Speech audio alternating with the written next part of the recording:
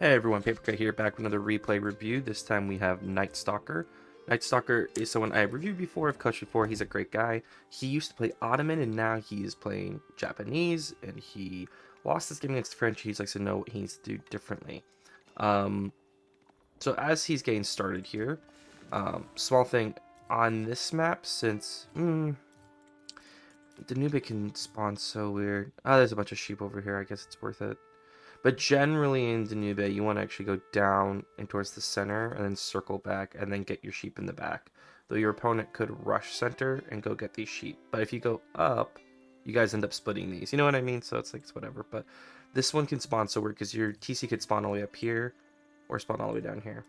But anywho, let's actually talk the map here while you're going. Danube is such a weird map. Oh, small thing on the berry opening, keep your villagers on the sheep until you've upgraded Tawara.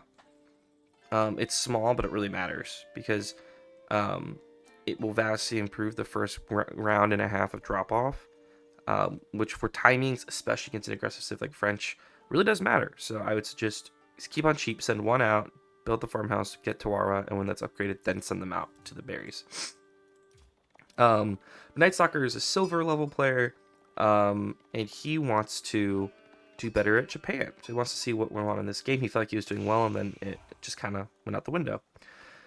So this map, man, this map. I'm guessing at your ELO, people are not using fishing, but Danube is a map that I personally struggle with a lot. I think it's because since it's so small, scouting is a premium, and responding to what your opponent does often puts you in advantage. You can't come in like, if you're like, I'm gonna go in and fish, and you go in and you drop a dock, and your opponent goes, I'm gonna go mess up their fishing, and they drop a barracks and they go burn it down, you're in a bad spot. They can tower you, things like that. But if you see them trying to do that, you can respond to it. So it's a lot of, the map is so small, it's easy, you can do any sort of strategy, and scouting becomes a premium here. Like if he wants to night rush you, all you have to do is put a wall here and a wall here, and boom, that's shut down. You see how easy it is to block? But if you don't scout that, he's there instantly. So it's not a very forgiving map, and the people who adjust faster usually the ones who end up winning, in my opinion, on this map. If you're not big on fishing, even dropping a farmhouse here between the two shoreline fish, you get 1,000 food, and shoreline is one of the fastest food to gather. So you could actually save the berries and do shoreline early and get the deer too. And this is an amazing food amount. Like, you see him going out to this right now.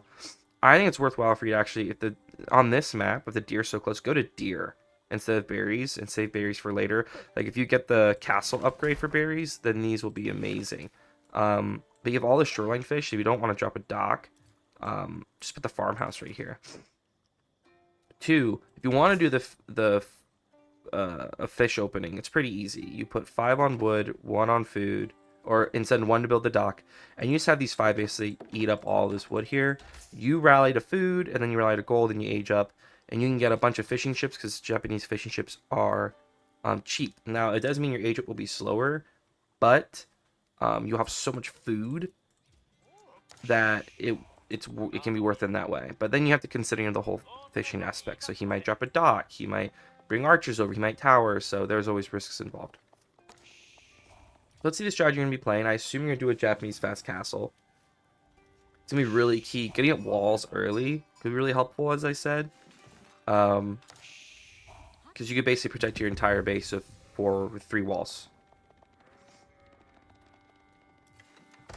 Kura storehouse placement. I don't mind this because you're playing against an aggressive civ in French. So like people would look at this and go, oh, well, you could have put it here and you could have got all the nice farms. That is true. But what this does is a few things. 1, it keeps your villagers nice and tight. It also gives you a place to drop off wood since on the wood line, so you don't have to waste wood on a lumber camp, so you can use that wood for other things. You'll lose 3 farms, but after you chop down the wood, it'll fill out around the TC, which is nice, and it's worth it against a more aggressive civs. You could have put it here, and the reason it would have been kind of okay to put it here is because farms always spawn like the corner left, and so your first farms would have been against your TC, which is really nice and easy to save. Why are we sending 1 to stone?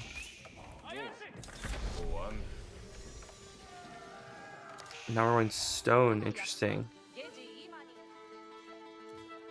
I'm curious as to why. You actually beat him to the age up, which is nice. And now, are you going 2 TC?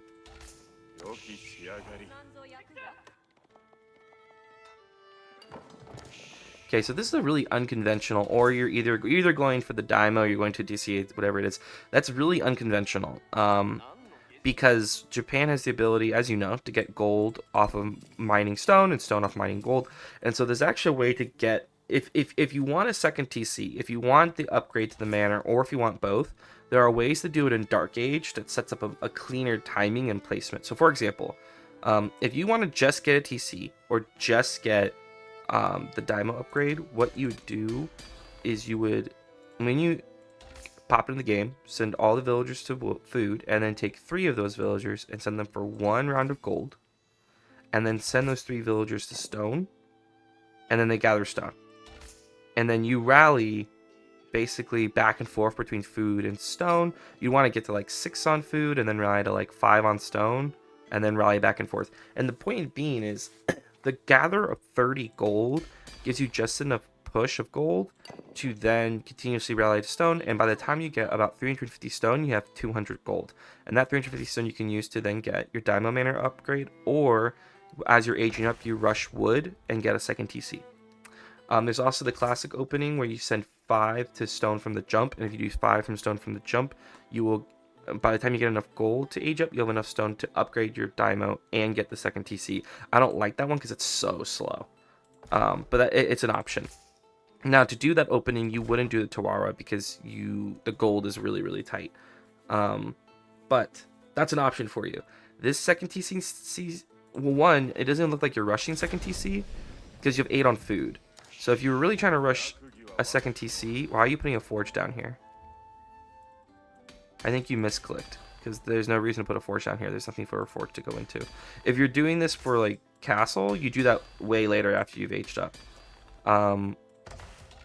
But I would, one, you already had the wood. You beat him to age up so quickly. I would have really liked walls, just because night raids can be so annoying to deal with. And you really had a chance to block him out with walls. You also had a chance to really just fast castle this. And fast castle against civs, night civs, like French is so good because you want your own knights. You meant barracks. Okay, you want your own knights, or you want your own... Okay, and if you want your own knights, and you could get like mushas or stuff, things that like counter knights. And now you're walling, but you could have done that way earlier. And now you're risking it because he's aged up. So does he have a knight coming?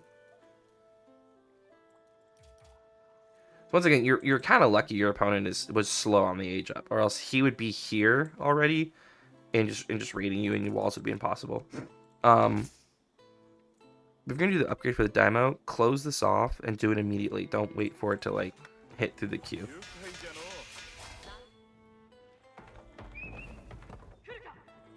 You're just gonna get those walls up in time. You want a wall here and here as well.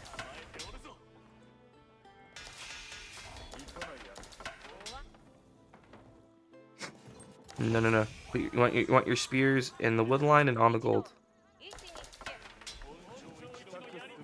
Okay, so let's check our resources, right?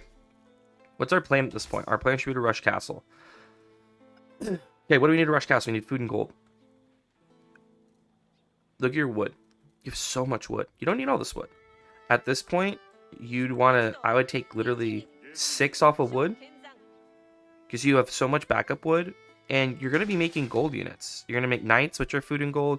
Maybe you want to make Onabugation, which are food and gold. So at this point, now that you've gathered enough wood, you don't need that much wood. That's something that really helped me with Japan, is that I was so often over-gathering wood, when in reality, if my comps are mostly food and gold, I don't really need that much wood.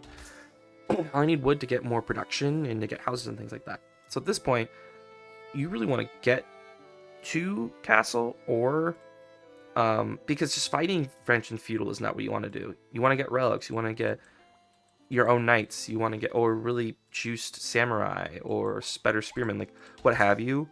You don't want to play it out with him in the feudal. And you've set yourself up well. You have a nice, you have a Daimo.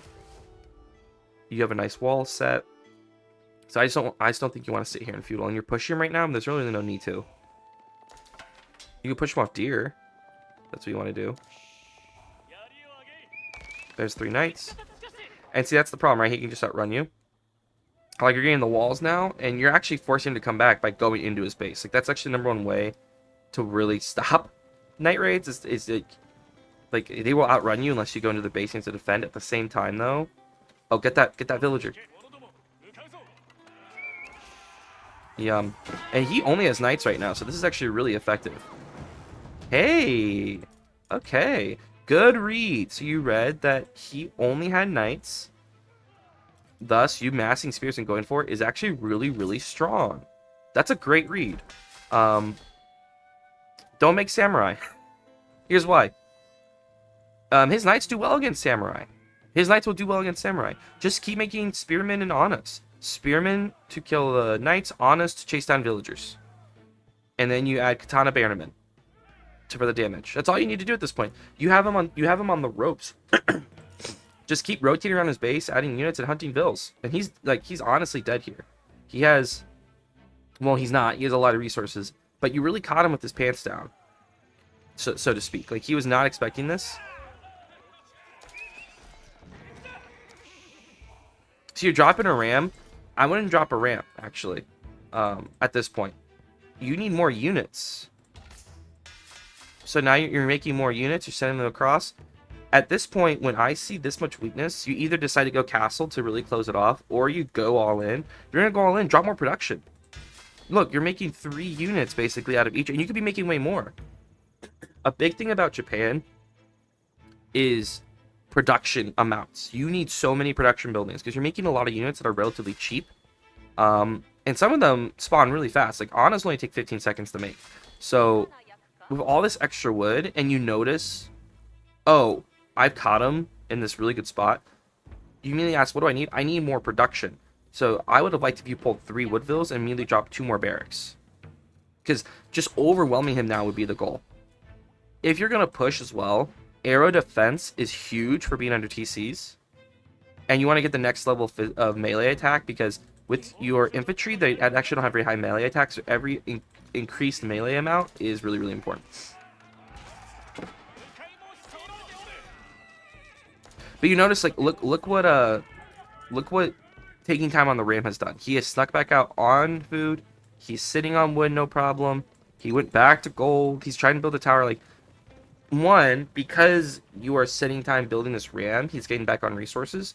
2, since you lost unit production while you were fighting, you're missing out a chance of overwhelming. Like, you had this window here to just overwhelm him with units, and you're missing out because you didn't drop more production. And I think you weren't making units when you were pushing. That's what it really seems like.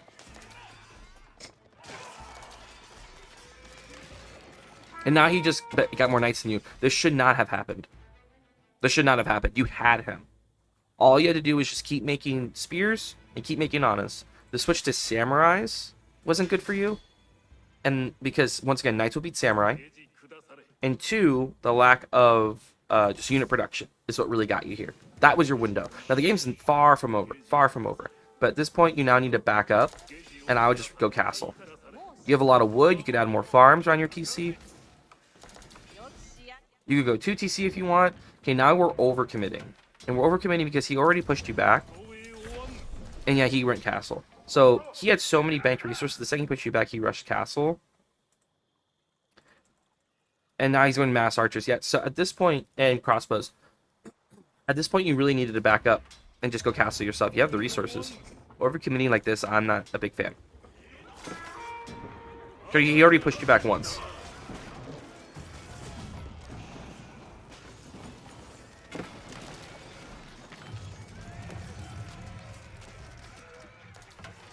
And like, it worked out for you for a bit, but look what he did. That was smart, right? He built 4 archery ranges, immediately popped out 4 crossbows, and he belted your units. Let's get back unit production.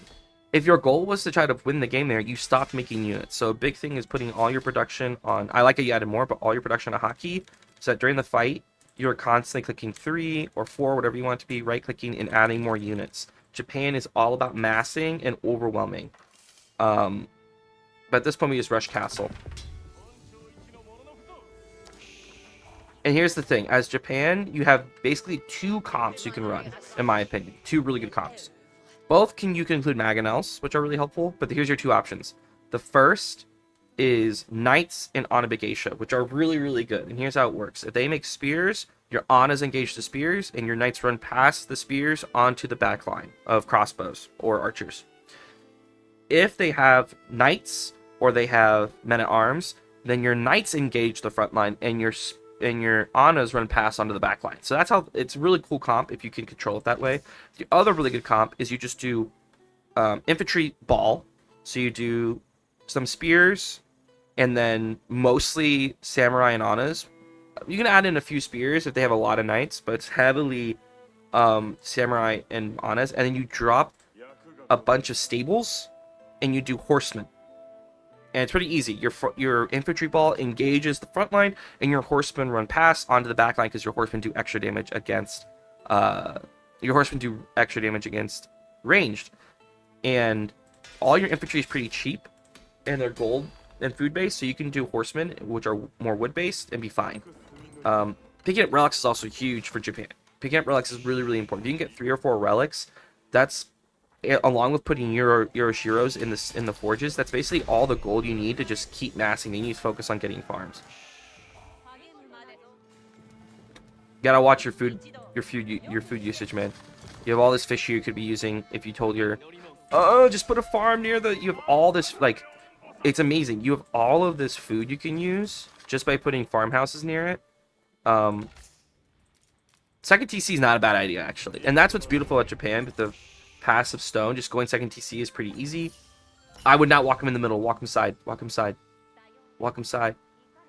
Ooh, okay, you made it. But if he was pushing right there, he dies. Wait, don't. It's okay. You don't know what he has yet. So don't push. Send your scout forward and check first. Because it's been a minute. He dropped a lot of production. Boom. Look at this. I don't think this comp actually might win that. But I would have just scouted first. And when I saw this comp, I'd been like, oh, yeah, we're good to go. Because your opponent is struggling the same thing you are. He is not consistently making units. How are your upgrades looking? Beautiful. Okay, just keep getting upgrades as well. You get getting the next Fudazashi for your farms is really nice as well. But your floating resources. And the reason you're floating resources is because you're running pure knights. I mean, pure knights against this comp isn't bad, and your knights are pretty good. But it's just very expensive. I don't know. It's not bad. Don't get me wrong. It's not bad, but I would have really liked. Okay. We see your units are moving. You did the thing where you accidentally clicked on one unit, and so they're not attacking. They're trying to get to that unit. You need to A move. So A move near the ground, and then the key is if you want your units to get on to arbitrary or the backline, run them past, and then click A near them. A and click on the ground near them, because you're losing your units of them trying to chase down one specific unit, and it's really painful. You lost way more units than you need to here. That was all because you clicked on an enemy on accident. But before you took that fight, I would have really liked, and then you pulled all your villagers off resources on accident. Oh no. I have been there, man. There's a hotkey that gathers all your vills, and I've pressed it before, and this happens, and it's really painful. You gotta get your vills back. Your vills all standing there. Do you notice? Okay. So before you took that fight, I actually liked if you balanced out your resources and spent everything. So I would have liked if you had, dropped more farms. Drop the farms around the OG-TC. Try to avoid putting farms on the second TC because your original TC is the one you're upgrading and it has farming bonuses. This TC does not. So always put farms around the OG-TC, which are more effective. So I would have acted before you went attack. You added farms, got your eco upgrades, massed more units, and scouted. Instead, you went and took a fight, and it would have gone better if you hadn't accidentally clicked on one unit. But now you're recovering from that. Here's the thing: Samurai and Mount Samurai are not the best mix. They get countered by the same thing. That's why you want to go Anas, because Anas don't take extra damage from crossbows, and Anas are fast. So this also makes this comp a lot faster, while Samurai really slow the comp down. If you think about it, Samurai and Anas and Mounted Samurai are the same comp. Samurai are slower, and you can make more of them than Samurai. You did the same thing here, where you obviously you had them, you clicked all of them onto one Arbitrier, so they ran past. And this is when you need mangonels, right? You have too many. He has too many ranged units. The second you lost that fight, you needed mangonels because he's just gonna have too much range for you. Yeah, that's it, GG. So the big things. One, early on you saw an advantage, but your lack of production, your lack of consistently making units hurt you, and you could have used your chance to just keep pushing him off resources. But you stopped making the units I was counting. You stopped making spears. Like, don't just make a unit because... I'm sorry. And that's early in the morning for me. Don't just make a unit just because it's your Civ special unit, like Samurai. I'm just gonna make Samurai because Japan. No, he's making knights, so just make spearmen and some Anas to hunt down villagers. And then when you got pushed back and you aged up, you need to make sure you're using Japan's advantages. Okay, keep like hold until you get relics. Just get as many relics as you can. Put your Shiros and forges. Get your upgrades. Mass the counter to him. He's pure knight and arbitrier, so spears and Anas. Or spears and just mass spears and mounted samurai. Or mass spears and horsemen. Like, you could do a really cheap comp that counters this. Mass spears and horsemen beat this. You could just do your infantry ball and get mangonels too. But make your opponent's counters. Don't just make a comp because that's what your Civ's comp is. You know what I mean? And Yumis are not going to roll here. Yumis are going to do the trick. If you're ever going to go archery range, you do Yumis and feudal sometimes. There's Yumi builds for feudal. But in castle, you can use Anas, but you have to micro them really, really carefully, and they're difficult to use. Anyway, hope that was helpful, man. GG's. Good luck on your games.